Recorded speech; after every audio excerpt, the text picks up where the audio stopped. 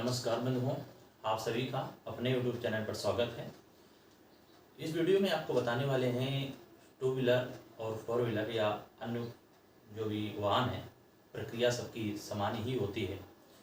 जैसे आप गाड़ी ट्रांसफ़र करवा रहे हैं, यानी पुरानी गाड़ी या तो आप खरीद रहे हैं या फिर बेच रहे हैं, तो दोनों लोगों के लिए यह वीडियो महत्वपूर्ण होने वाला है, चाहे वो क्रेता हो या फिर विक्रेता हो। प्राय आपने देखा होगा कि टू व्हीलर वाहन या फोर व्हीलर सबके पास होते हैं।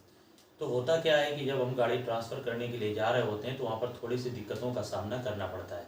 वो दिक्कतें क्या होती हैं और उन दिक्कतों का निराकरण कैसे किया जाए, ये सब हम आपको बताने वाले हैं इस वीडियो में।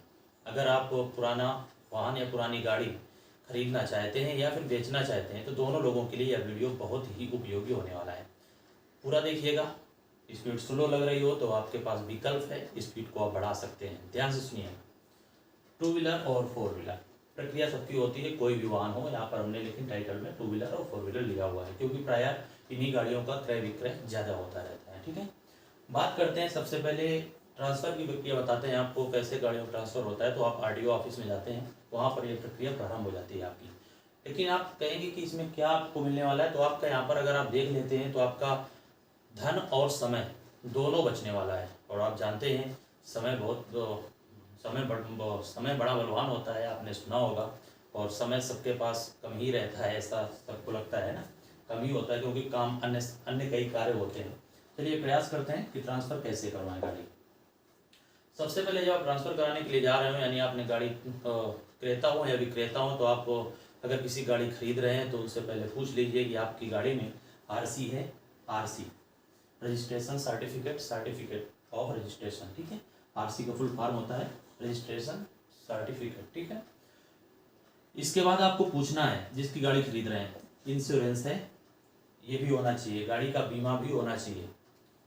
पीयूसी सर्टिफिकेट, पीयूसी मतलब होता है पॉल्यूशन अंडर कंट्रोल, यानी आप हिंदी में समझिए जो प्रदूषण जांच केंद्र लिखा होता है पेट्रोल पंप में, तो एक वो भी आपके पास सर्टिफिकेट होना चाहिए। तो आपके पास 3 कागजात महत्वपूर्ण हैं। कौन कौन से? आरसी, इंश्योरेंस और पीयूसी सर्टिफिकेट। ये होने चाहिए, तभी आप आरटीओ ऑफिस जाइएगा गाड़ी ट्रांसफ़र कराने के लिए। दूसरी महत्वपूर्ण बात, क्योंकि अभी हमने अपनी बाइक जो थी हमारी, हम उसको बेच रहे थे, तो हमें थोड़ी सी दिक्कतों का सामना करना पड़ा। क्या करना पड़ा? जब गाड़ी मैंने लिया था कुछ 2017-18 में, उस समय गाड़ी में हमने लोन में लिया था। तो लोन में क्या होता है, अगर आपने लोन में लिया है तब इन बातों का ध्यान रखिए। NOC, no objection certificate. अगर आपकी गाड़ी लोन में है तो आपको एनओसी की ज़रूरत पड़ती है। और हम चले गए, हमें याद जानकारी नहीं थी कि एनओसी लेना पड़ता है। बिना एनओसी की गाड़ी आपकी ट्रांसफ़र नहीं होगी। अगर आपकी गाड़ी लोन में है, तब आप अगर गाड़ी बेच रहे हैं या खरीद रहे हैं तो इस बात का भी ध्यान रखिए। ये प्रायः तो आपको मिलने वाले हैं, लेकिन ये भी जान के रखिए कि आपको एनओसी ले लेना है। एनओसी कब लेना है? तो जहाँ से आपने फाइनेंस कराया होगा गाड़ी, जो भी जिस भी संस्था से कराया होगा, आपने प्राइवेट कराया होगा, वहाँ पर जैसे ही आपका प्रक्रिया पूर्ण हो जाएगी, यानी इस तरह से बोला जाता है कि 15 किस्त पड़ेंगी तो पूरा हो जाएगा, तो तुरंत आप इसके लिए अप्लाई कर दीजिए। उसमें क्या लगता है, आरसी और इंश्योरेंस की कॉपी दे दीजिए। आपकी 15-16 दिन में ये प्रक्रिया आपकी पूर्ण हो जाती है और एनओसी आपके पास आ जाएगी। इसको हमेशा आप प्रारंभ में ही रख लीजिए, क्योंकि गाड़ी बेचनी पड़ती है तो खरीदनी पड़ती है। तो इस तरह से बातें आपको याद रखना है। महत्वपूर्ण बात ये है एनओसी। अगर आप वीडियो देखेंगे तो आपको कभी दिक्कत नहीं होने वाली है। अब आप गए ऑन टाइम तो आपको क्या होगा कि एनओसी नहीं है आपके पास, तो अब आप दोबारा हो सकता है आप अपने ज़िले में पहुंच गए, आरटीओ ऑफिस में पहुंच गए, वहां से आपने पता किया कि हमारा 50 किलोमीटर दूर जहां से हमने फाइनेंस कराया वहाँ है, तो वहाँ हेड ऑफिस उनके जाना होगा, तब जाके मिलेगी।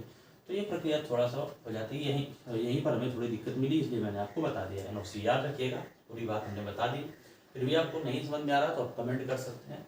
इसके बाद ये चालान स्टेटस, ये क्या है? ये भी महत्वपूर्ण है। हमारी ये भी समस्या है।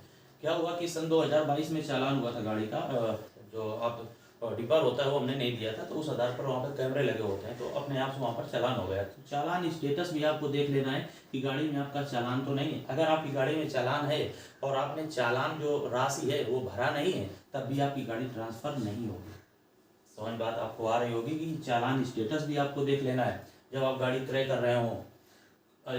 देखिए, क्रेता और विक्रेता दोनों को ही दिक्कत होने वाली है। आप पहुंच गए, क्रेता है विक्रेता है, कुछ कोई भी है, दिक्कत तो होने वाली है ना, क्योंकि उनकी गाड़ी बिकेगी नहीं और आपकी गाड़ी नाम नहीं होगी, तो दिक्कतें दोनों को हैं। तो क्रेता और विक्रेता दोनों के लिए महत्वपूर्ण है।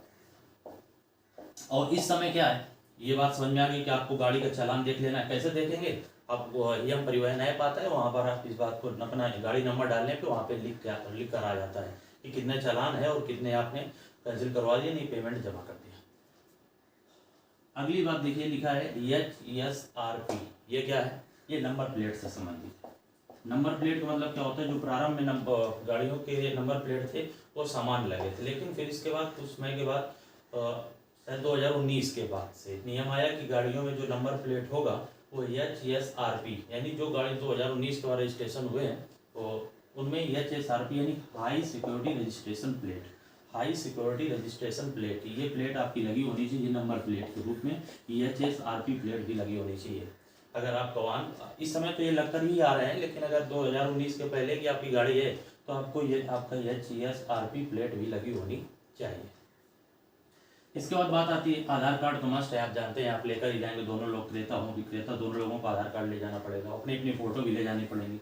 लेकिन एक बात यहाँ पर भी नोट करिए, क्योंकि वहाँ जाएंगे आपको समय लगेगा। हमने पहले ही बताया, इस वीडियो को देखेंगे तो आपका ना तो समय बचने वाला है और आपका धन भी बचने वाला है। आप कम से 2 फोटो बना लीजिएगा, ज्वाइंट फोटो, यानी एक क्रेता और एक विक्रेता, ये ज्वाइंट फोटो भी वहाँ पर आपकी लगती है, क्रेता और विक्रेता की। याद रखिएगा, जो फोटो तो ले जाना ही है, स्वयं की पासपोर्ट साइज ले जानी है, लेकिन क्रेता और विक्रेता की एक साथ बनवानी है फोटो आपको। ये शायद 2 फोटो या 3 लगती है, तो आप 2-3 बनवा लीजिएगा। इसके बाद आपको क्या करना है, गाड़ी में सदैव प्रयास करिए हेलमेट लगाकर चलिए, क्योंकि इस समय कैमरे लगे हुए हैं मेन चौराहों पे, आप समझ नहीं पाएंगे आपका कब चालान हो जाएगा। और 4 व्हीलर चला रहे हैं तो सीट बेल्ट का आप प्रयोग करिए। ये थी जानकारी गाड़ी ट्रांसफ़र से संबंधित। जानकारी अच्छी लगी हो तो आप वीडियो को चैनल को सब्सक्राइब कर सकते हैं और वीडियो को लाइक कर सकते हैं। फिर मिलेंगे किसी अन्य जानकारी के साथ। जय हिंद।